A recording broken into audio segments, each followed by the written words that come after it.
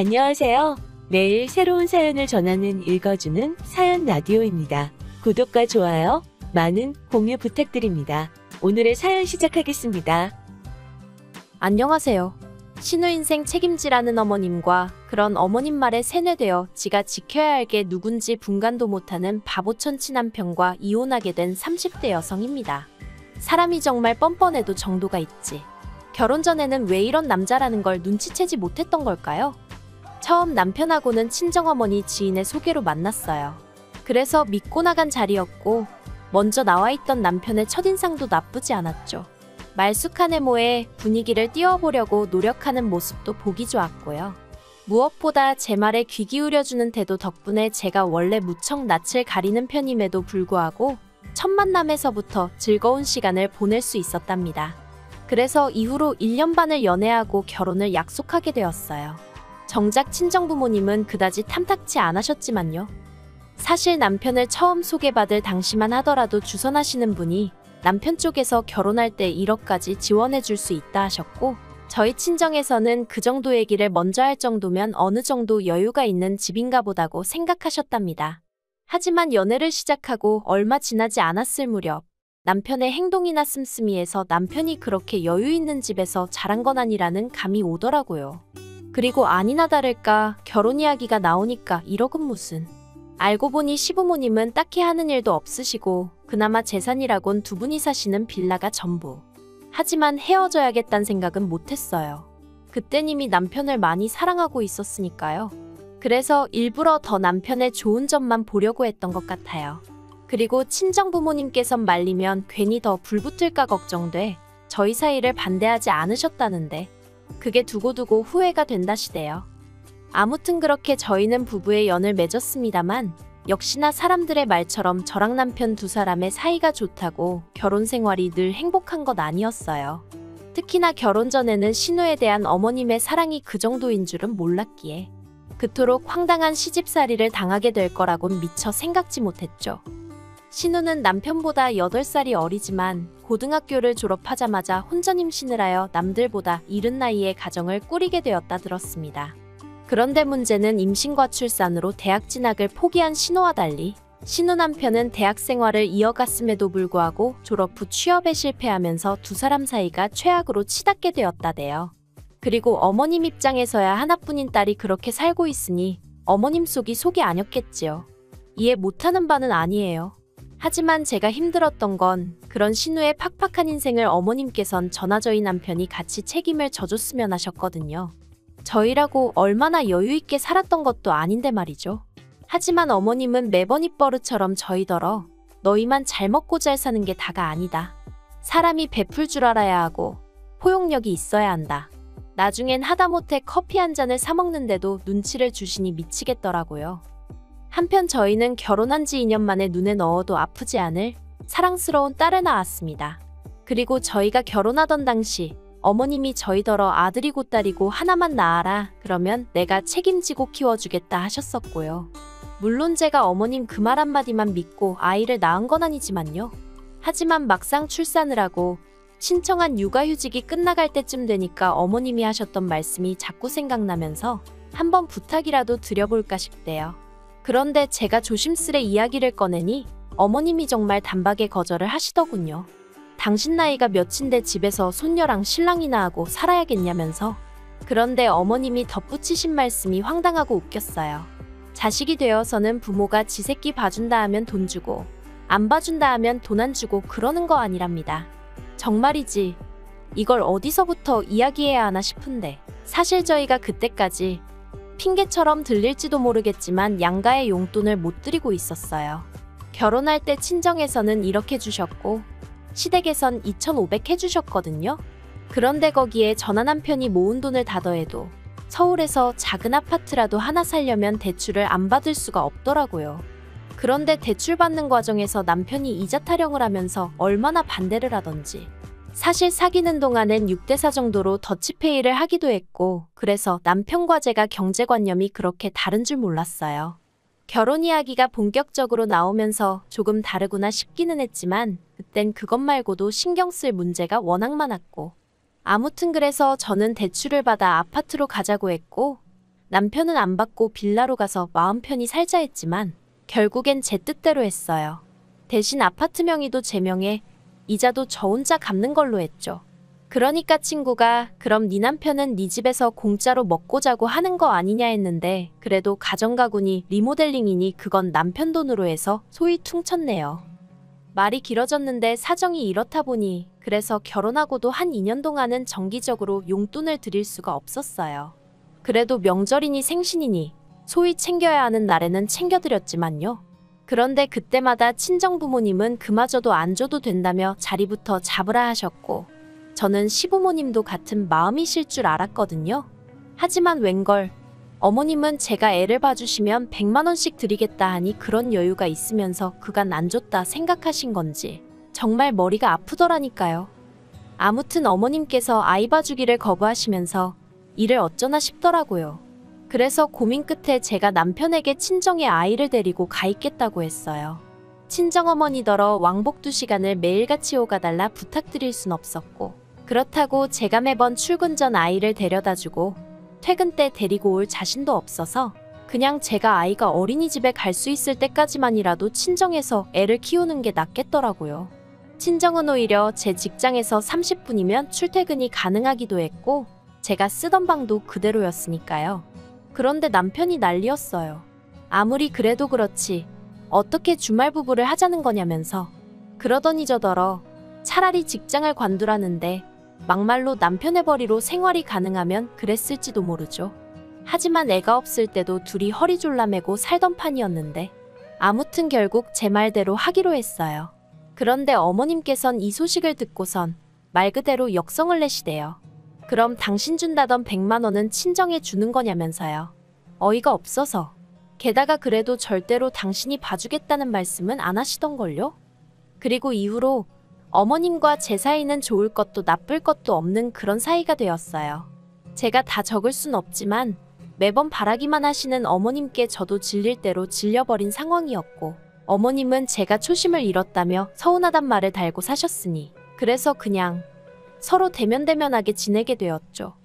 그런데 올해 초 신우가 심해부랑 이혼을 했어요.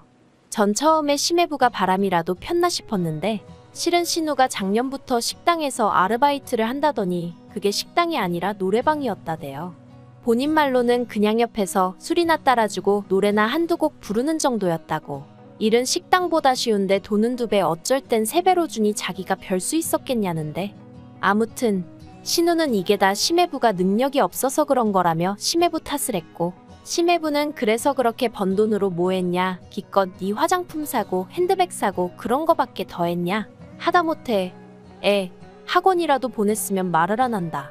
난리도 정말 그런 난리가 없더니 결국 이혼했더라고요. 그리고 보통은 그래도 양육권은 엄마한테 온다던데 양육권도 심해부가 가져갔어요.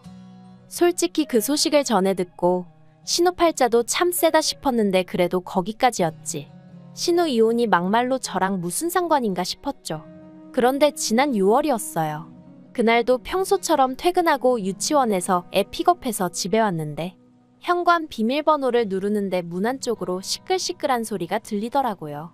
그래서 무슨 일인가 하고 현관을 열었더니 시부모님이 연락도 없이 와 계신 거예요.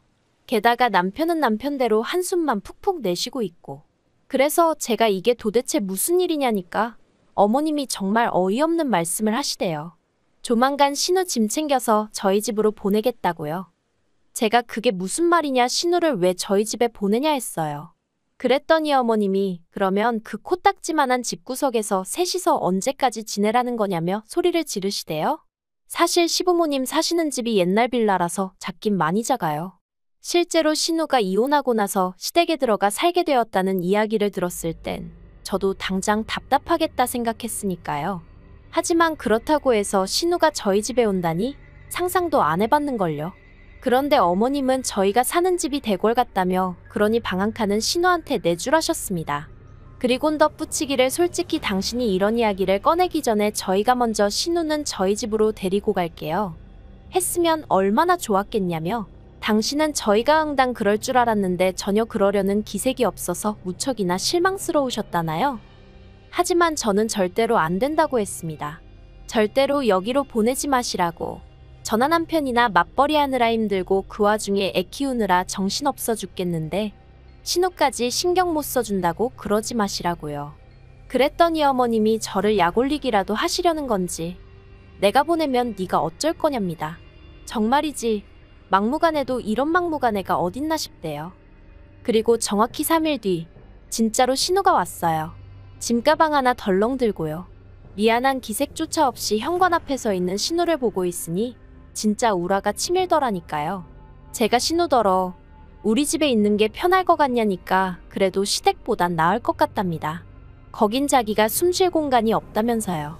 그리고 여기까지 들었을 땐 저도 순간 얼마나 답답하면 저럴까 싶었죠. 하지만 이어진 이유가 황당하기 짝이 없었어요. 저희는 맞벌이니까 낮엔 자기 혼자 있게 될 거고 그럼 너무 편할 것 같다는 거예요. 하지만 제 입장에선 제가 집에 있는 것도 아닌데 신우가 저희 집에 혼자 있을 걸 생각하니 상상만 해도 짜증이 나더라니까요. 그래서 신우더러 그래도 이건 경우가 아니지 않냐 하는데 그때 퇴근한 남편이 저를 보더니 일단 얘기 좀 하잡니다. 그리고 그때만 해도 저랑 같은 마음일 거라 믿었던 남편이 말 그대로 제 뒤통수를 때리대요. 한다는 말이 자기가 곰곰이 생각해봤는데 같이 못 살 건 또 뭔가 싶더라나요. 당분간 저 우울증인지 뭔지 좀 나아질 때까지만이라도 우리가 좀 시간을 주자면서 환장하겠더군요. 그래서 제가 헛소리하지 말라니까 만약에 처제한테 이런 일이 있었으면 모른 척 했을 거냐고 묻대요. 처제였으면 제가 먼저 나서서 데려오자고 하지 않았겠냐면서.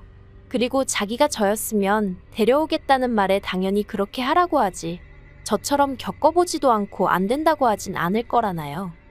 그래서 결국 제가 졌어요. 일단은 같이 지내보기로 얘기가 된 거죠. 남편 말대로 제 친정일이었어도 제가 이렇게 행동했을까 생각해보니 남편이 서운함을 느끼는 것도 이해가 안 되진 않았거든요.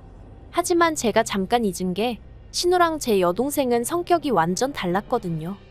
신우랑 사는 건 쉬운 일이 아니었습니다.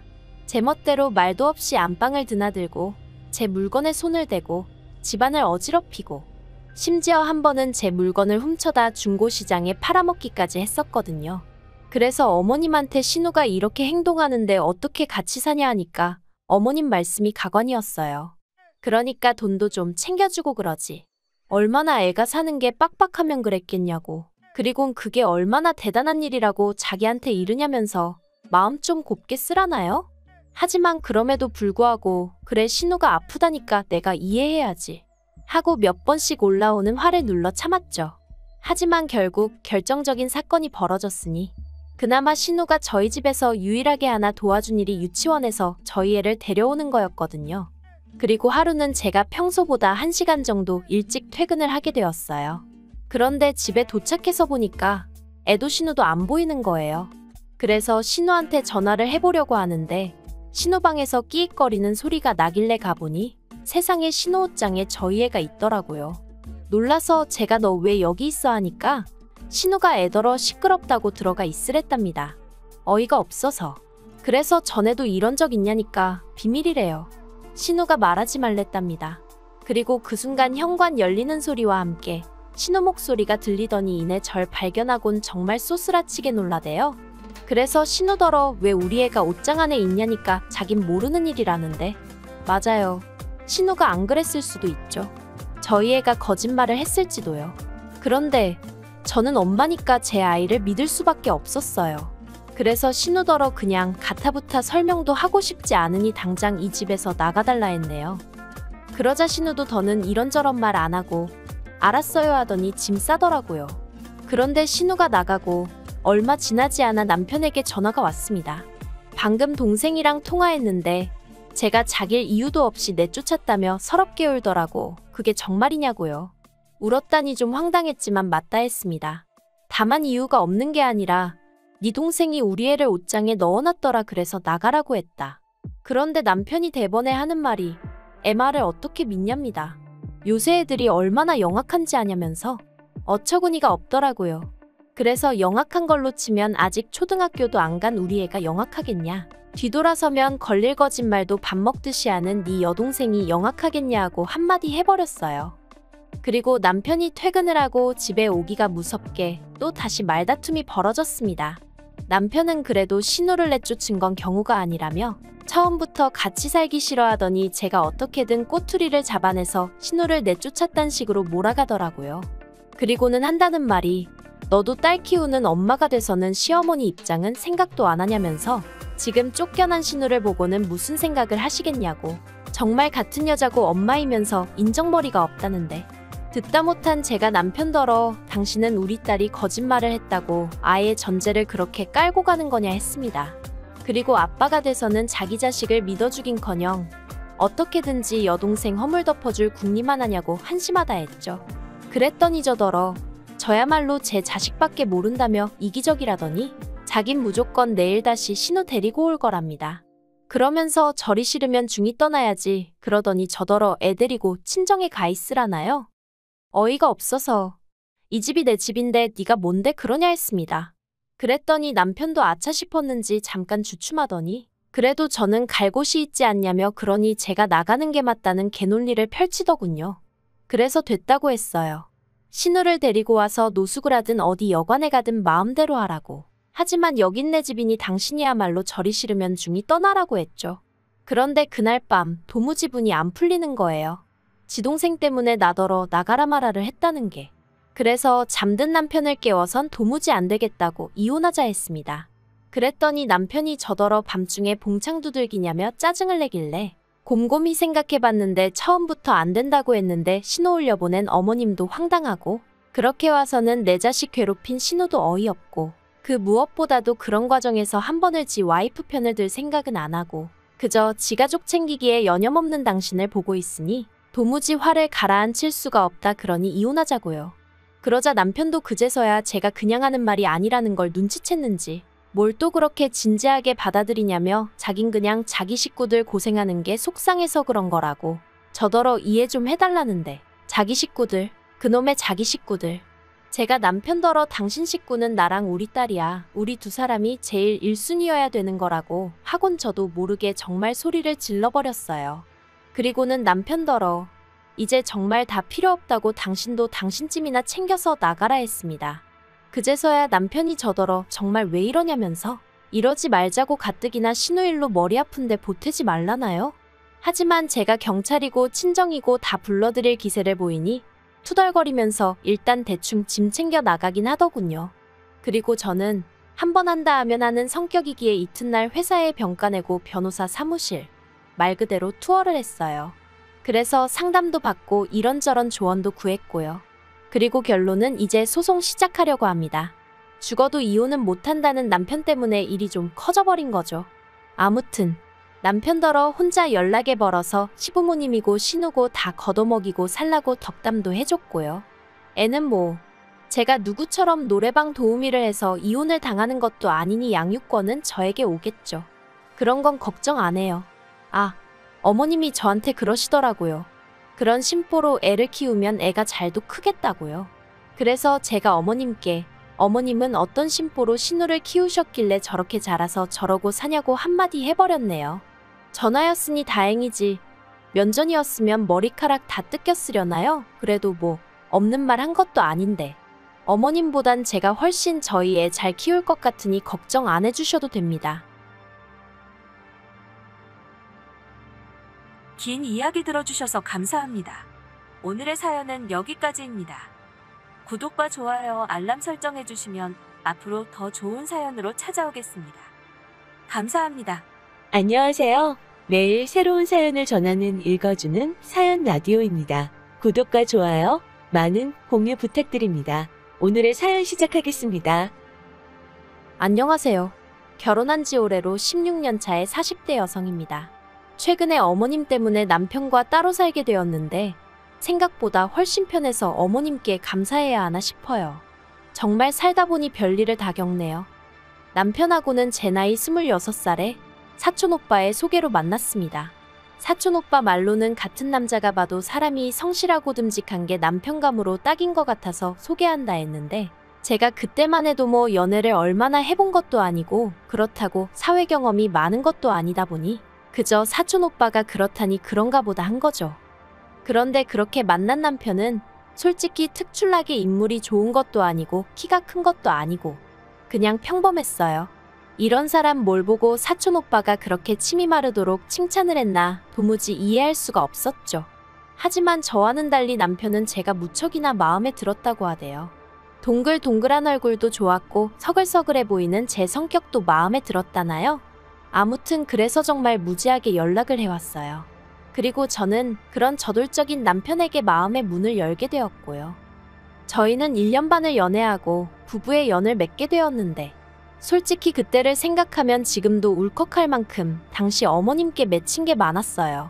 이런 이야기를 제 입으로 하면 속물처럼 보일 것 같지만 처음에 결혼 이야기가 나왔을 때 어머님이 누가 먼저 묻지도 않았는데 집을 해줄 거냐 차를 해줄 거냐 하며 사람을 있는 대로 기대하게 만드셨거든요. 그런데 결혼 날짜를 잡고 나니까 말을 살짝 바꾸시대요. 누가 집을 당장 해준다고 했냐고요.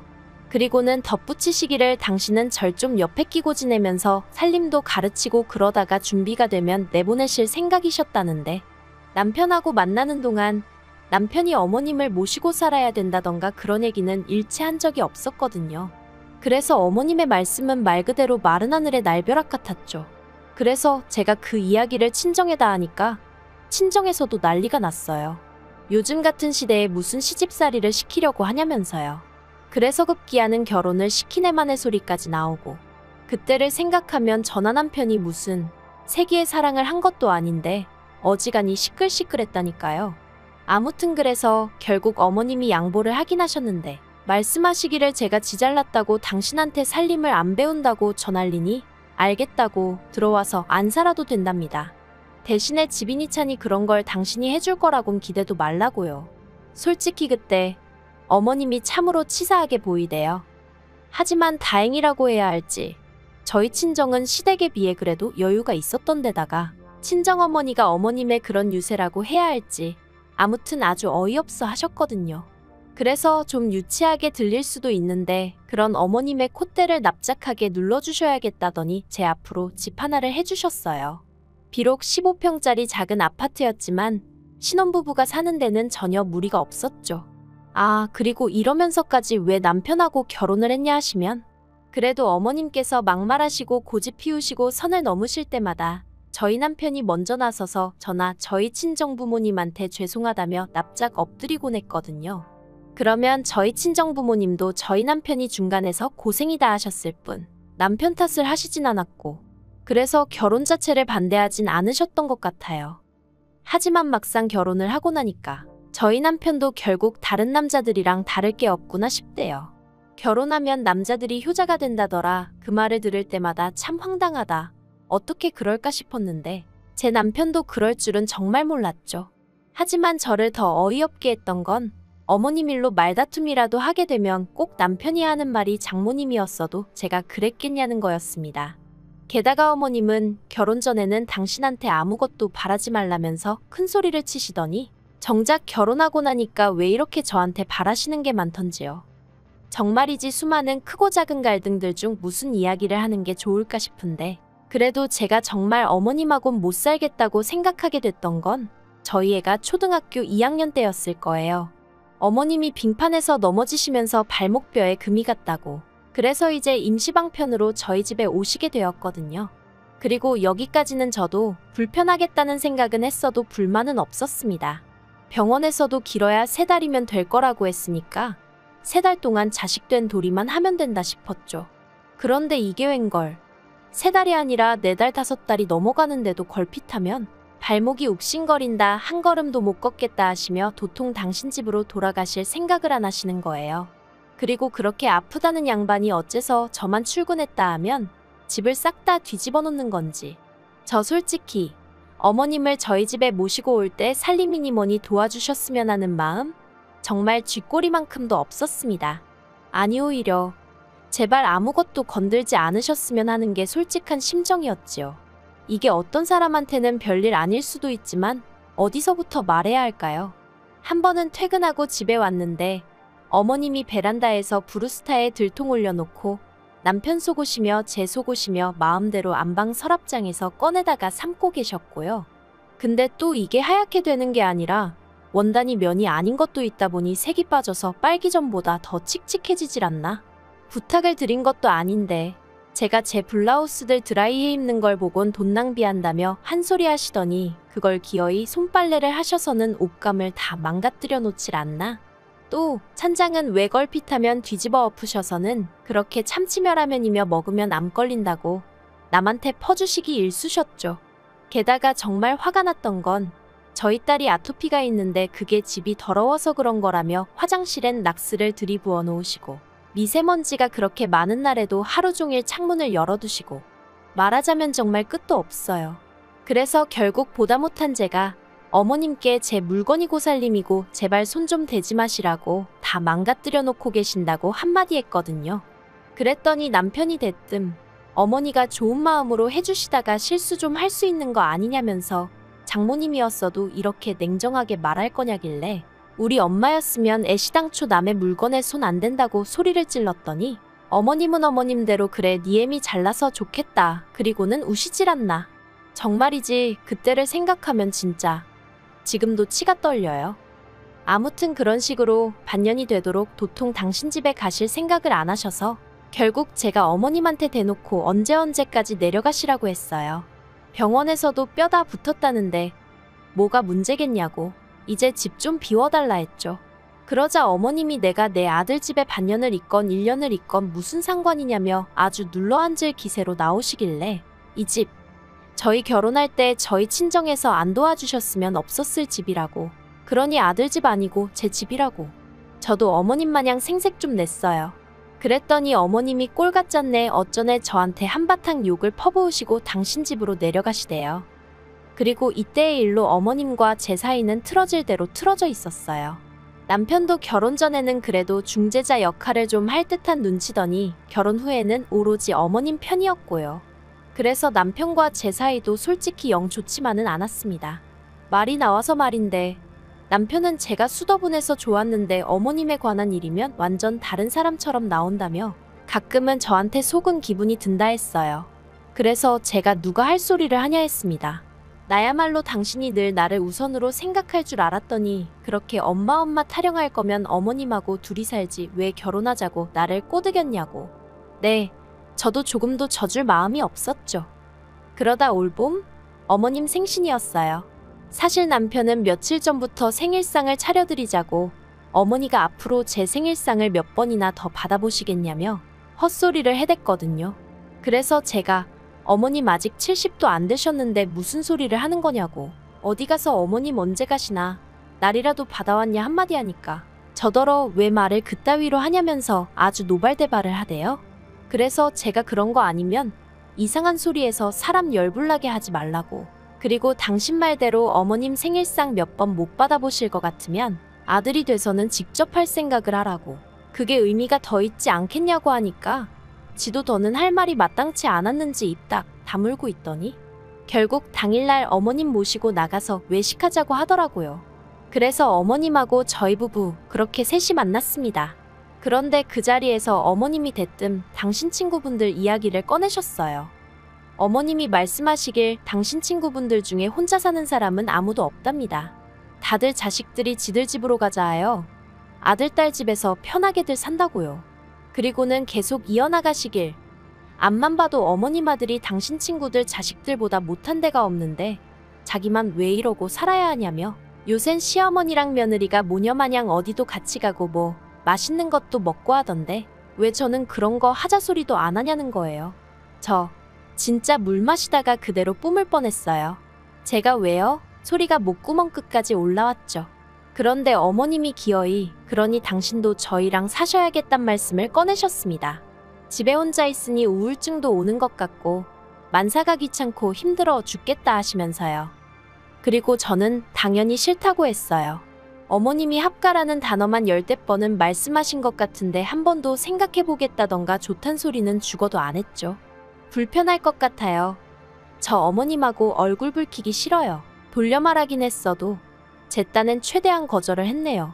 그런데 남편이 문제였어요. 남편은 어머님이 말씀을 하시는 내내 맞아요. 어머니 힘드시죠? 자식이 돼서는 진작에 챙겨드리질 못해서 죄송해요. 그딴 소리나 하고 있었거든요. 그러니 어머님은 그런 남편의 반응에 더 기가 사셔서는 보고 있는데 이건 무슨 둘이서 만담을 하는 것도 아니고 우습더라니까요. 아무튼 그렇게 집에 돌아와 저는 남편에게 합가는 절대 못한다고 못을 박았습니다. 몇 년 전 그 악몽 같은 기억이 생생한데 무슨 합가냐고. 차라리 당신이 어머님 집에 가서 살라 했죠. 그랬더니 남편이 저더러 말이 되는 소리를 하라며 짜증을 내는 거예요. 그리고는 또 장모님이 그러셔도 그러겠냐는데 친정엄마랑 시어머니랑 같냐고 제가 소리를 질러버렸어요. 그리고는 우리 엄마는 나 힘들게 하는 일은 안 해 하니까 남편이 그러면 뭐 자기 어머니는 저를 일부러 힘들게 하냐면서 저더러 싸가지가 있네 없네. 그렇게 한참을 똑같은 소리만 해대며 싸웠습니다. 그러다 제가 그러면 그냥 근처에 전세라도 얻어드려 했더니 생활비가 2배로 나온다면서 그게 무슨 돈 낭비냐 그러대요. 그래서 제가 남편더러 전세까지가 내가 양보할 수 있는 최선이라고. 그것도 싫으면 뭐 방법 없는 거지 하고 자리에서 일어나 버렸습니다. 그런데 진짜 남편이 정신줄을 놓기라도 했는지 그 대화를 하고 일주일도 안 되었는데 퇴근해 집에 도착하니 어머님이 와 계시더라고요. 현관에서 어머님 신발 발견하고 거실에서 TV 보는 어머님 모습을 보자마자 정말이지 저. 하마터면 소리라도 지를 뻔했다니까요. 제가 부들부들 떨리는 마음을 가라앉히며 어머님 여긴 어떻게 오셨어요 하니까 내 아들이 데리고 왔다. 이제 여기서 지낼 거다 하시는데 왜 드라마 보면 회장들이 열받을 때마다 뒤통수 잡고 쓰러지잖아요? 그게 뭔지 진짜 알겠더라니까요. 그리고 아니나 다를까 어머님은 또다시 당신 입맛대로 제 살림에 손을 대기 시작하셨어요. 다만 차이가 있다면 이제는 어디가 아프신 것도 아니고 아예 같이 살게 되었다고 생각하셔서인지 아주 대놓고 온갖 걸 다 참견을 하셨다는 거예요. 심지어 왜 수건을 이렇게 접냐? 저렇게 접어야지. 그리고 음식도 어머님이 어찌나 타박을 하시는지 마음 같아선 그러면 어머님이 전부 다 직접 해드셔라 하고 싶었지만 딸애를 생각하면 그럴 수도 없고 게다가 저희 집에 화장실이 2개 있는데 꼭 거실에 있는 화장실을 안 쓰시고 안방 침실에 딸린 화장실을 쓰셔야겠다며 새벽에도 벌컥 방문을 열고 들어오시기 일쑤셨죠. 그러니까 남편은 어머님이랑 짝이라도 한 건지 우리도 불편하니까 아예 안방을 어머님께 내드릴까 하는 소리나 하고 앉았고 그렇게 한 보름쯤 당했더니 이렇게는 죽어도 못 살겠다 싶은 거예요. 그래서 부동산에 갔어요. 제일 빨리 이사 갈 수 있는 집을 보여달라 하니 저희 집에서 10분쯤 떨어진 곳에 있다길래 그냥 무턱대고 계약했습니다. 그리고는 딸한테 물었어요. 여기서 아빠랑 있어도 되고 엄마랑 나가서 지내도 된다고요. 그랬더니 딸이 대번에 할머니 오시고 나서 공부도 안 되고 너무 스트레스를 받는다면서 저랑 같이 나가겠다고 하대요. 그도 그럴 것이 어머님이 자꾸 딸이 공부 좀 하려고 하면 여자애가 책만 읽는다고 좋을 게 뭐 있냐며 청소며 집안일 하실 때 자꾸 애를 불러내서 잔심부름을 시키셨거든요. 그러니 애도 애대로 스트레스가 이만저만이 아니었던 게죠. 그래서 저희 모녀 그렇게 일주일 더 버티고 이사했습니다. 이사한 날 대충 짐 풀고 딸이랑 짜장면 시켜 먹고 있는데 남편한테서 전화가 왔어요. 저더러 집에 언제 오냐고 어머님이랑 자기랑 배고파 죽겠다고요. 그래서 나 안 들어가. 나랑 딸이랑 이사 나왔어. 그랬습니다. 그랬더니 남편이 그게 무슨 소리냐며 되묻길래 어머님이 우리 집을 너무 좋아하시고 당신도 어머님 혼자 외로워하시는 거 걱정했잖아. 그래서 내가 빠져준 거야. 둘이서 한번 지내봐. 그랬죠. 그랬더니 남편이 저더러 미쳤냐며 소리를 지르는데 그때 옆에서 듣고 있던 저희 딸이 엄마한테 소리 지르지 마 하고 빽 소리를 지르는 거예요. 생각지도 못한 아이의 행동에 놀랐지만 솔직히 후련한 마음도 들대요. 유치하지만 그래도 딸은 내 편이구나 싶어서 좀 위로가 되었달까요? 그런데 정말 딱 9일째 되던 날 남편이 아니라 어머님한테 연락이 왔습니다. 어머님께서 당신 내려가신다고 저더러 들어오라 그러시대요. 제가 왜 벌써 내려가시냐고 외로워서 혼자 못 계시겠다 하셨잖아요 했어요. 그랬더니 내가 이 나이 먹고 40도 넘은 아들놈 뒤치다거리나 하게 생겼냐면서 저더러 너도 보통이 아니라고. 그리고는 지독하다나요. 저를 지독하게 만든 건 어머님이에요. 라고 말하고 싶은 마음이 굴뚝 같았죠. 그렇지만 어머님이 내려가신다고 해도 당장 들어갈 생각은 없었어요. 남편에게도 제대로 된 사과를 받아야겠다는 생각이었거든요. 그리고 아니나 다를까 어머님까지 내려가시고 나니 이제 정말 남편도 여러 가지로 불편해졌던 모양인지 저한테 저자세를 취하곤 연락을 해왔습니다. 그리고는 하는 말이 예전처럼 화목했던 가정으로 돌아가자 어쩌자. 그리고 처음엔 사실 남편도 미안해하는 것 같고 이 정도면 됐지 싶어서 들어가려고 했거든요. 그런데 곰곰이 생각해보니까 이렇게 집 얻어서 나와 살기 시작한 이후로 스트레스 받을 일도 줄어들고 별로 불편한 게 없는 거예요. 그래서 남편더러 당분간은 들어갈 일 없을 거다 했어요. 이렇게 계속해서 지내보다가 이게 더 좋다는 확신이 있으면 이혼하는 것도 나쁘지 않을 것 같다고요.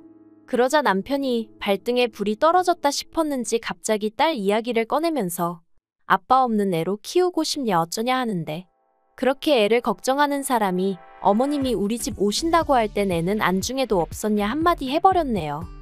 아무튼 지금까지 4개월째인데 남편하곤 이따금씩 딸 데리고 밖에서 한 번씩 만나고 있고 살림은 여전히 따로 하고 있어요. 사실 남편 말대로 그래도 딸 생각하면 이혼까지는 너무한가 싶기도 하고, 그런데 다시 예전처럼 남편 뒤치다꺼리 하면서 어머님 비위 맞추고 그렇게 살 자신은 없거든요. 그러고 싶지도 않고요. 그러니 당분간은 이렇게 남편하고 따로 지낼 생각입니다. 그러면 자기도 뼈저리게 반성을 하던가 뭐 느끼는 게 있겠죠. 아, 그리고 남편은 어머님하고 사이가 엄청 안 좋아졌어요. 남편은 어머님이 이 모든 상황의 원인이라며 어머님을 원망하고 있고, 어머님은 같이 지내는 그 시간 동안 남편의 게으름과 성질머리에 질려버린 거죠. 옆에서 둘이 서로 탓을 하는 걸 보면 참 웃겨요.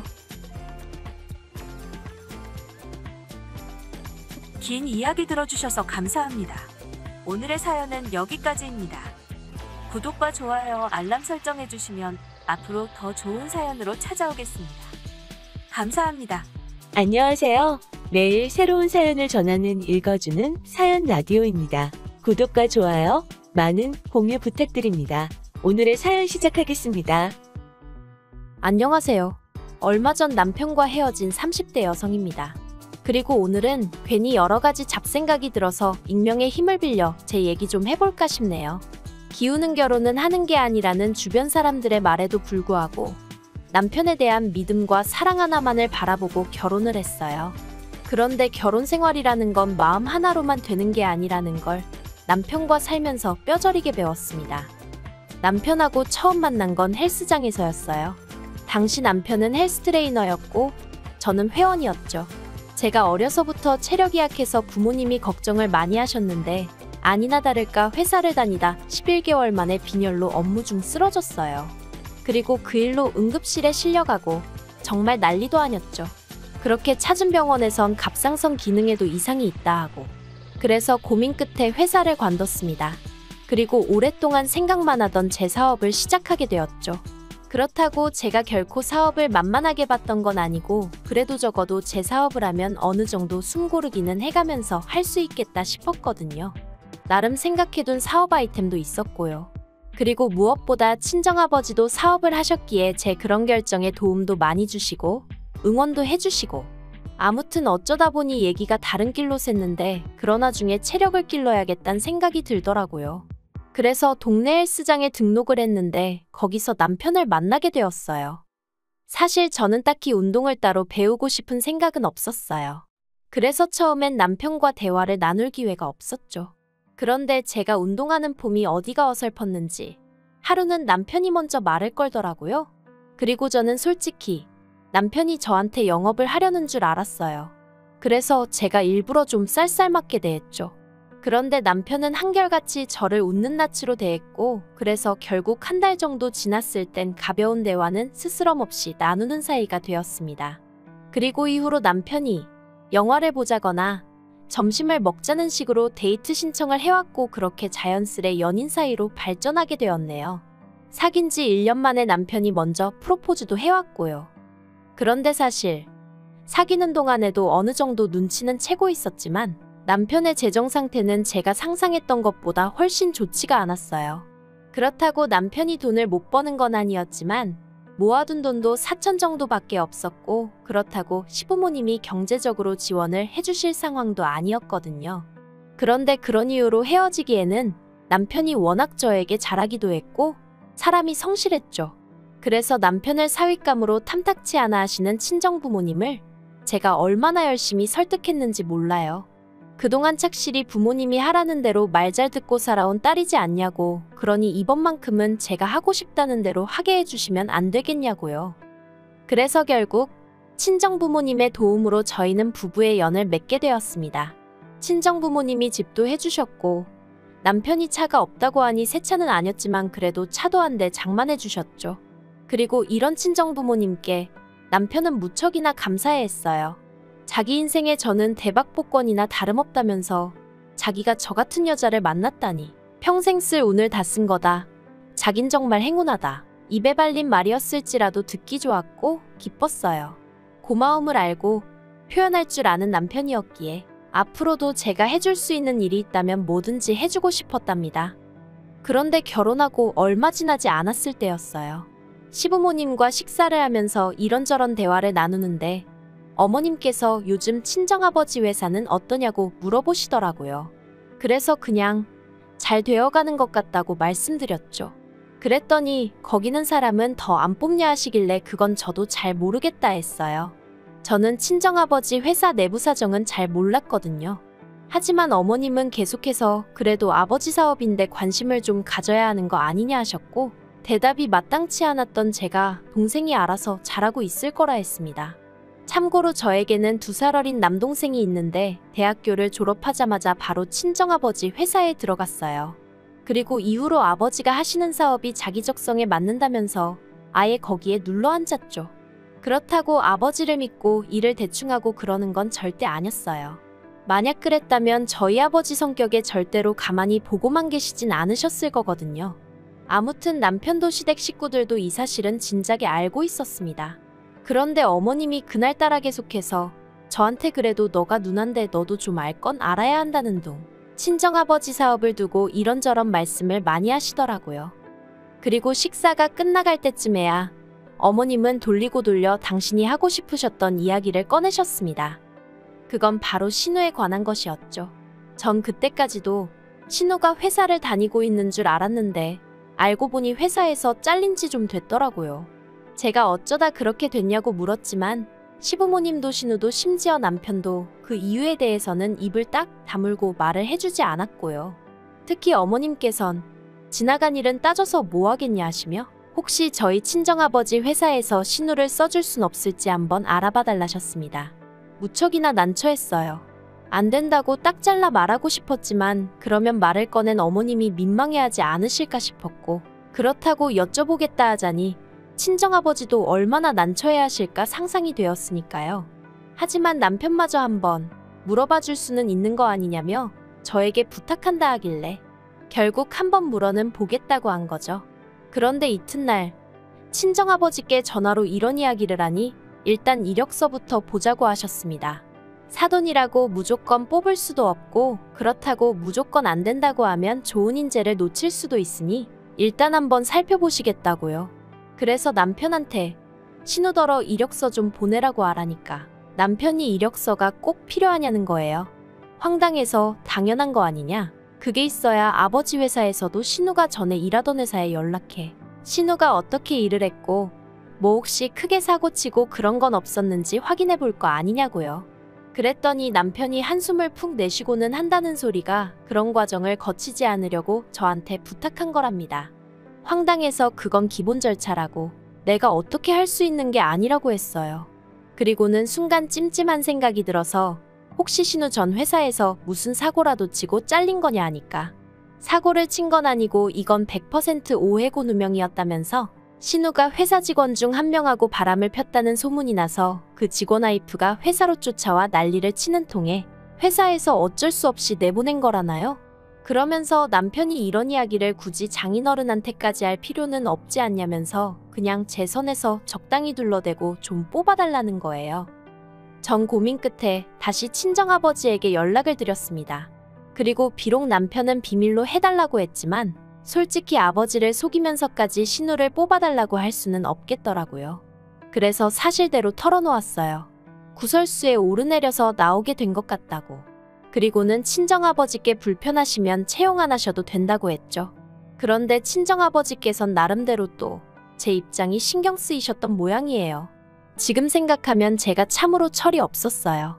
애시당초 시부모님이나 남편이 뭐라고 부탁을 하건 간에 아니다 싶은 건 제 선에서 딱 잘랐어야 했는데 아무튼 친정아버지께서 일단 알겠다 하시더니 며칠 뒤에 신우가 출근하라고 연락을 받았다면서 저한테 고맙다고 난리더라고요. 그리고 그렇게 꽂아줬으면 조용히 얌전히 다니면 좀 좋나요? 그런데 들어간 지 한 달도 안 돼서 남동생이 저한테 얘기 좀 하자더니 신우 때문에 골치 아파 죽겠다 그러는 거예요. 그래서 제가 무슨 일이라도 있었냐고 물었더니 신우가 사람들한테 자기가 사장사돈이라면서 어깨에 힘을 주고 다닌답니다. 그리고는 시킨 일이나 잘하면 모르겠는데 전에 회사에서 뭘 한 건지 일머리도 없고 그래서 같이 일하는 직원들 하소연이 이만저만이 아니라고요. 제가 정말이지 남동생 볼 낯이 없더라니까요. 남동생더러 정말 미안하다 했어요. 그리고는 신우에게 행동 조심하라고 얘기하겠다니까 제발 좀 부탁한다대요. 그래서 그 주주말 시댁에 갔어요. 기왕 얘기하는 거 시부모님 계신 자리에서 확답을 받아야겠다 싶었죠. 그런데 시댁에 도착하니 신우가 저를 보자마자 일이 너무 많다는 둥, 사람들이 너무 수준이 낮다는 둥 헛소리를 해대더라고요. 그리고는 자기가 먼저 저한테 할 말이 있다더니 자기가 저한테 실망을 했답니다. 그래서 제가 뭐 때문에 그러냐니까 자기가 뒷조사를 좀 해봤는데 자기 월급이랑 제 남동생 월급이랑 차이가 2배 가까이 나더라는 거예요. 황당해서 못하러 그런 뒷조사를 했냐니까 일하는데 시간이 남아서 했다는데 어이가 없었죠. 하지만 이런 제 반응과는 별개로 신우는 점점 언성을 높이면서 자기랑 제 남동생이랑 나이도 동갑인데 월급 차이가 왜 그렇게 많이 나냐며 따지더군요. 그래서 제가 아가씨랑 제 동생이랑 학력이나 경력이나 다 차이가 나지 않냐? 그리고 업무도 다르고 아가씨도 사회생활 해봤으면서 따질 걸 따지라고 한마디 했네요. 그랬더니 신우가 하는 말이 정말 가관이었습니다. 잠재적 가능성을 봐줘야지 과거만 생각하면 무슨 발전이 있겠냐고요. 어이가 없어서 월급이 마음에 안 들면 다른 회사를 알아보라고 했어요. 그랬더니 신우가 저더러 무슨 말을 그렇게 하냐면서 그러지 말고 저희 아버지한테 말 좀 해달랍니다. 어이가 없어서 제가 그렇게는 절대로 못한다고 했죠. 그랬더니 옆에서 잠자코 듣고 있던 남편이 저더러 얘기 좀 하자며 절 작은 방으로 끌고 가더니 아무리 그래도 그렇지 시부모님 앞에서 신우한테 그렇게 무안을 줄 필요가 있냐입니다. 애가 뭘 몰라서 그러는 건데 좋게 좋게 말하면 안 되겠냐고요. 아니 나이 30은 어디로 먹은 거냐 소리가 목구멍 끝까지 올라오대요. 하지만 차마 그 소린 못하고 당신이나 당신 동생더러 정신 차리라고 한마디 하라고 했어요. 지금 마음 같아선 친정아버지한테 그냥 확 내보내라고 말하고 싶은 심정이라고요. 그랬더니 남편이 저더러 너무한다더니 그래도 제 말이 신경 쓰였는지 더는 말을 안 하더군요. 그런데 이후로도 신우는 정신을 차리지 못했던 모양입니다. 신우가 그렇게 저희 친정아버지 회사에서 일한 지 3달째 되던 때 일이 터졌거든요. 신우는 당시 회계팀에서 일하고 있었는데 거기 과장님이 기러기 부부였어요. 아내분이 애들 영어 공부시킨다고 필리핀에 가 있었다는데 아무튼 누가 먼저였는지 알게 뭐예요. 솔직히 신우건 그 과장님이건 똑같은 족속들이라고 생각합니다만 아무튼 신우가 그 과장님 집에 드나들다가 아내분한테 걸렸답니다. 그래서 아내분이 회사 게시판에 글 쓰고 찾아오고 난리가 났었던 거죠. 그리고 가뜩이나 신우의 업무 능력이나 행실로 다른 직원들의 불만이 많았는데 그런 일까지 터졌으니 친정아버지가 더는 못 봐준다고 나가라고 하셨어요. 회사 이미지를 실추시킨 걸로 마음 같아선 고소라도 하고 싶지만 그래도 사위 여동생이라 그냥 넘어가겠다면서 조용히 나가라고 하셨다대요. 그리고 이 일로 시부모님은 저를 크게 원망하셨습니다. 제 여동생이었으면 그렇게 강 건너 불구경하듯 보고만 있었겠냐며 제가 어떻게든 친정아버지를 설득했어야 한다나요? 그러면서 저한테 너무 실망이네 어쩌네 난리도 아녔죠. 게다가 남편마저 시부모님과 똑같은 말을 하며 저더러 서운하다 하는데 정말 속상하더라고요. 자기는 제 남동생 그러니까 처남을 자기 친동생처럼 생각했는데 저는 신우를 그렇게 생각하지 않는 걸 알게 되었다면서 어이가 없어서 내 동생이 언제 당신한테 뭐 하나 피해준 거 있냐 했어요. 그리고 저도 홧김에 신우랑 내 동생이랑 수준이 같냐 한마디 했다가 아주 난리가 났죠. 그래도 어쨌든 어찌저찌 상황이 수습이 되었고 신우는 친정아버지 회사에서 나왔고 모든 게 다시 예전으로 돌아간 듯 했어요. 그나마 달라진 건 저와 시부모님과의 관계였는데 솔직히 말해서 저는 불편할 게 전혀 없었죠. 오히려 전보다 덜 찾아뵙게 되었고 덜 연락해도 됐으니 잘 됐단 생각도 가끔 했고요. 그런데 올해 초, 그러니까 그 일이 있고 정확히 반년 만에 시부모님이 저한테 할 말이 있다며 내려오라고 하시대요. 그래서 시댁으로 향했습니다. 그리고 그렇게 도착한 시댁에서 신우를 마주쳤어요. 시부모님과 신우가 같이 사니 마주칠 거란 예상은 했지만 그래도 전 솔직히 신우가 자리를 비울 줄 알았거든요. 아무튼 그래서 어색한 인사를 나눴는데 시부모님이 단도직입적으로 말씀하시겠다더니 신우가 퇴직금을 못 받고 나왔답니다. 그리고 전 그때까지도 저희 친정아버지 회사를 말씀하시는 거라곤 생각을 못했어요. 그래서 어디서요? 하고 물으니 니네 아버지 회사 말이다 하시는 거예요. 황당해서 신우가 저희 아버지 회사를 얼마나 다녔다고 퇴직금이 나오겠냐고 원래 안 주는 거라 했습니다. 그리고 신우가 그렇게 난리를 쳐놓고 나왔는데 퇴직금 얘기는 좀 뻔뻔한 것 같다고 딱 잘라 말했죠. 그랬더니 어머님 말씀이 공과 사는 구분해야 하는 거 아니냐면서 그건 그거고 이건 이거라는데 아니 뭐가 공이고 뭐가 사라는 건지 혼란스러울 지경이었다니까요. 하지만 어머님이 뒤이어 하신 말씀은 더 어이가 없었습니다. 어머님께선 니네 아버지가 니 신우 저렇게 내쫓아서 얘 이제 어디 갈 데도 없다며 앞으로 뭐 해먹고 살아야겠냐고 하소연을 하시더니 그래서 뭐 카페나 하나 차려주려고 하신답니다. 그리고는 저더러 이렇게 된 데는 저희 친정에 책임도 있으니까 2천만 원을 보태달라대요. 안 준 퇴직금 준다 생각하면 될 것 같다면서요. 진짜 너무 황당해서 제가 어머님한테 농담도 잘하신다 하곤 웃어버렸어요. 제정신인 사람이 할 소린 아닌 것 같았으니 당연히 농담인 줄 안 거죠. 그런데 남편이 정색을 하더니 저더러 뭐가 웃기냐면서 내일이라도 당장 장인어른하고 얘기 한번 해봐 그러는데 미쳤나 싶더라니까요. 이건 뭐 친정아버지랑 얘기하고 말고 할 문제도 아니었습니다. 그래서 무슨 2천만 원이냐고 그거를 저희 친정에서 주냐고 못 준다 했어요. 그리고는 오히려 저희 친정에서 신우 고소하는 걸 고맙게 생각해야 된다고 무슨 유부남 킬러냐고 왜 남의 멀쩡한 가정에 그렇게 분탕질을 하고 다니냐 했죠. 그랬더니 신우가 아주 방방 뛰면서 저더러 증거 있냐 하더니 자긴 억울하단 말만 반복하는 거예요. 그래서 억울하나마나 그럼 왜 가는 회사마다 그런 구설수에 오르내리냐? 도대체 행실을 어떻게 하고 다니냐? 저도 열도 받았겠다. 그냥 막 퍼부었네요. 그랬더니 남편이 저더러 말 조심하라면서 당장이라도 때릴 기세로 손을 딱 올리는데 비록 진짜 맞진 않았지만 시부모님은 물론이고 신우까지 보는 데서 그런 모욕을 당했다는 게 믿겨지지 않았고 너무 수치스럽더라고요. 그래서 지금 이게 무슨 짓이냐고 그러곤 정말 황당하다고 나랑 그만 살겠다는 거지 하고는 뒤도 안 돌아보고 나와버렸네요. 그랬더니 남편이 쫓아나오면서 자기가 잠깐 정신이 나갔었다 미안하다 하는데 어쩌면 사람 마음이 그렇게 식어버리나 싶을 정도로 그간 그래도 살부대끼며 지낸 시간이 있는데 그런 건 안중에도 없이 남편에 대한 마음이 차갑게 식어버렸더라고요. 그래서 쫓아오지 말라고 당신 짐은 정리해서 여기로 보낼 테니 그런 줄 알라 했습니다. 그리고는 남편 손에 있던 차키를 낚아채고는 내가 친정아버지 차 끌고 갈 거니까 당신은 버스를 타든 뭐라든 알아서 하라 했네요. 집에 와서도 분이 풀리질 않아서 결국 친정부모님께 갔어요.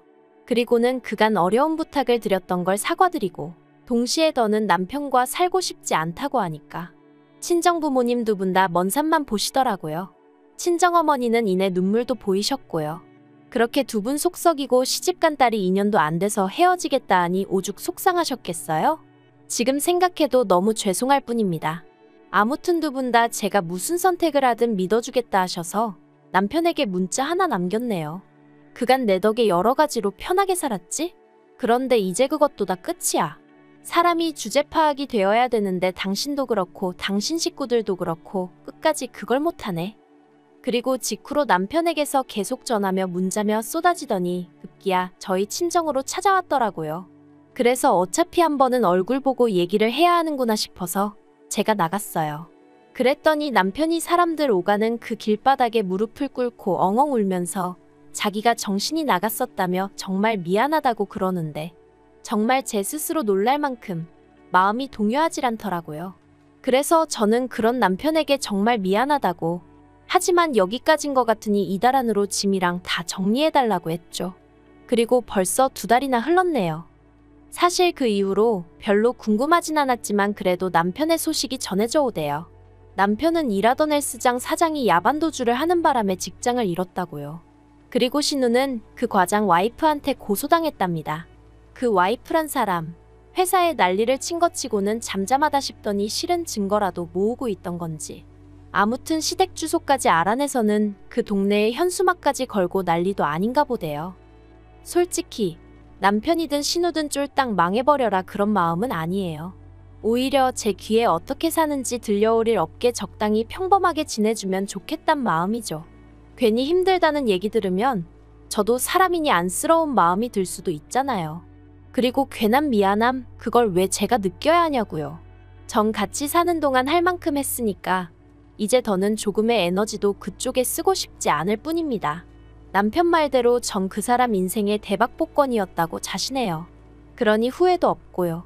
그 대박 복권을 갈갈이 찢어버린 건 남편 본인이니 누굴 탓하겠어요? 긴 이야기 들어주셔서 감사합니다. 오늘의 사연은 여기까지입니다. 구독과 좋아요, 알람 설정해주시면 앞으로 더 좋은 사연으로 찾아오겠습니다. 감사합니다.